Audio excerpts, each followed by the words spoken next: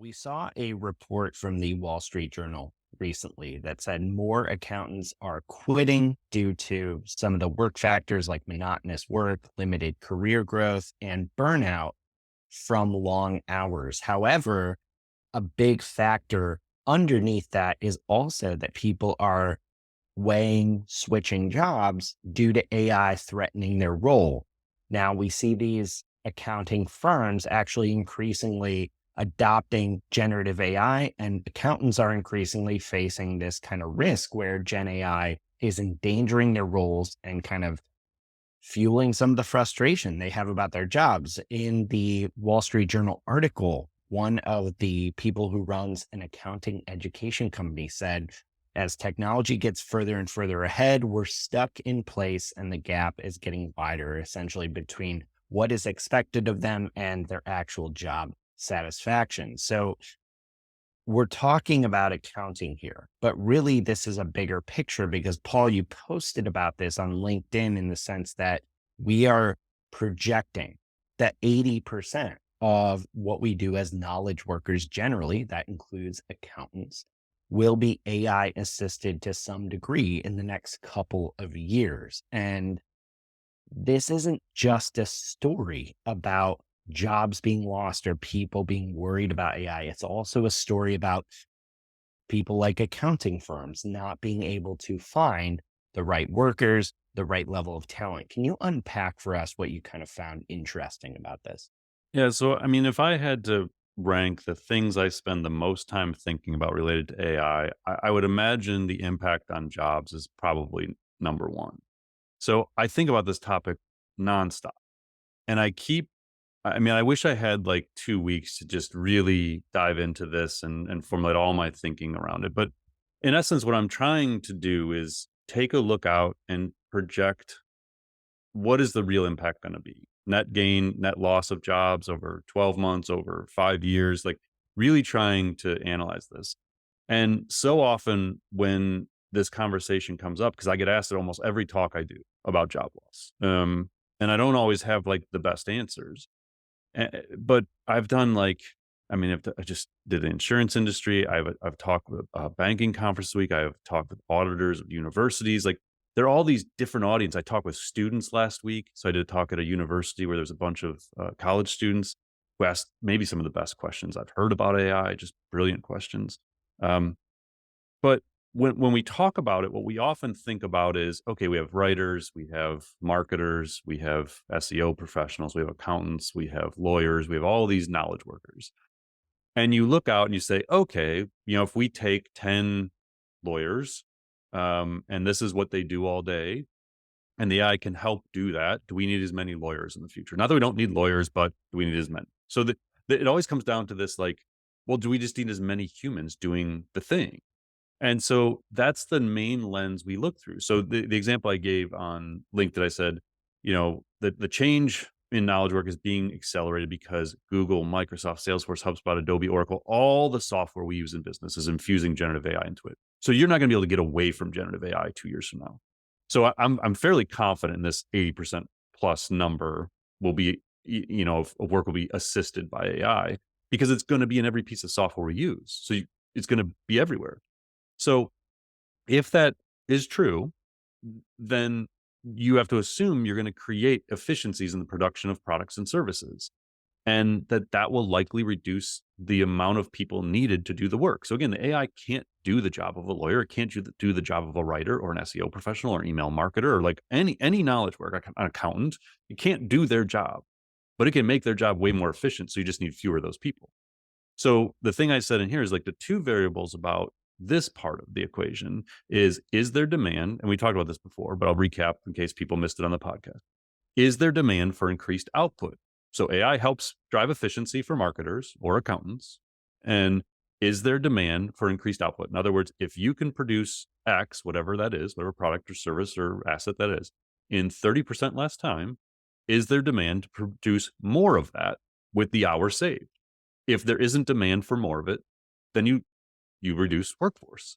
So if I don't need to write more articles, or I don't need to develop more briefs, or I don't need to crunch more spreadsheets or P&L statements, like there's a finite supply of them.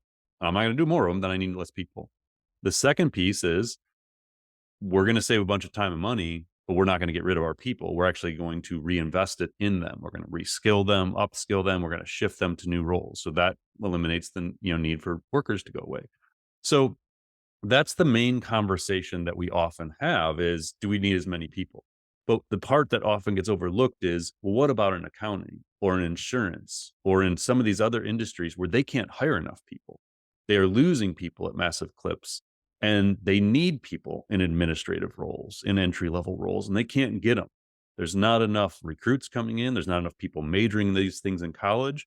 And you have industries that are at massive deficits when they look to the next 5 to 10 years for where is the employee workforce going to come from. So that's what caught my attention about this accounting one is they said there were 1.65 million accountants and auditors in the US in 2022. It's up 1.3% from the previous year, but down 2.6% from 2020. And this was the real kicker, and down 15.9% from 2019. More than 300,000 accountants quit their jobs between 2019 and 2021. Hmm. So if I run an accounting firm and I'm sitting here thinking, wow, AI is going to do the job of accountants, we're in trouble. No, you have 300,000 people left the profession. What if AI is the savior for the profession? And so that was kind of the premise I was saying is like, in this example, AI can be seen as a threat since a lot of accounting work is data driven and repetitive. Two of the variables we always say, if it's data driven and if it's repetitive, there's a good chance AI can help you do it. So there's a lot of that work in accounting. So it can be seen as a threat for people who are still accountants, but it can also be seen as a possible solution for leaders of accounting firms who can't hire enough people. And so when you start to factor in those kind of two different approaches of we have work, we can do it more efficiently, we don't need as many people, to then you look over at other industries and say, well, they don't have enough people. Hmm. That's where it gets really hard to say, well, what is the net gain going to be? What is the net loss of jobs going to be? And why it's so hard to project out because there's a lot of industries that are really struggling to get those kind of people and to keep those kind of people. So it's going to be, I mean, in reality, like it could make it even messier because I mean, if you're in the accounting industry and looking at saying, okay, over the next 10 years, we're going to lose another 500,000. I don't know. I'm just making up a number, by the way. Let's say we're going to lose another 500,000 accountants out of the industry over the next decade. You are full go into AI, into absolutely everything you can. And you may, because you have no other choice, you may accelerate the reduction of workforces in accounting because Hmm. you have to rely on the AI.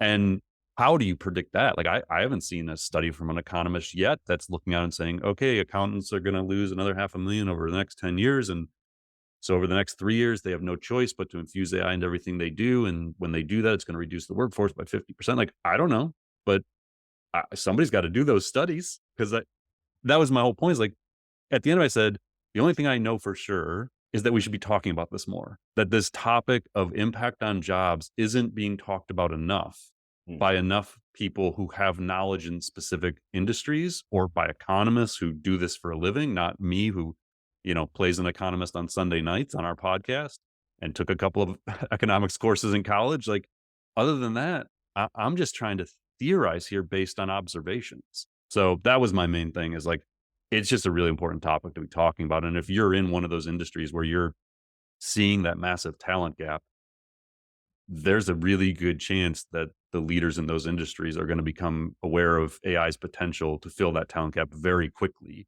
And that may accelerate the impact AI has in that profession in good and bad ways. Yeah, it seems like a point that we often bring up in our talks, our workshops, our consulting, and just conversations internally is this idea that so many people are asking the question now, like, how should I use these tools? And that's a good question to ask. But a bigger question is what impact will these tools have on our business, our industry, our change management that we need to do moving forward? Yeah. And I think I said this on the previous episode, but I'll again reiterate it. Don't wait for the definitive study to come from McKinsey or Gartner or Forrester or your industry association. They're not going to solve this for you. Like this has to be you or your company gaining the knowledge more deeply about what AI is capable of, Act One AI or Act Two, whatever you want to categorize it as, and looking at your teams, looking at the roles and responsibilities of those team members, looking at the reality of your ability to recruit and retain talent in your industry. There's just too many variables that outsiders aren't going to know. And that's why I was saying, like, we just need this as a topic that's being talked about in every company. And again, I'm not trying to be alarmist here. I'm not trying to say like, oh, we're just going to lose a bunch of jobs. That's not it. I think that's going to happen, but that's not the point of doing this. The point is you need to figure out if it's going to happen in your company or in your industry. I think it's going to happen in ours, and I've been doing this for 23 years in our industry, so I'm comfortable assessing the impact on writers and SEO professionals and email marketers and stuff like that because that's what I do. I'm not an insurance professional. I'm not an accounting leader. So I just feel like we need those people thinking about this in their industry and solving it for themselves.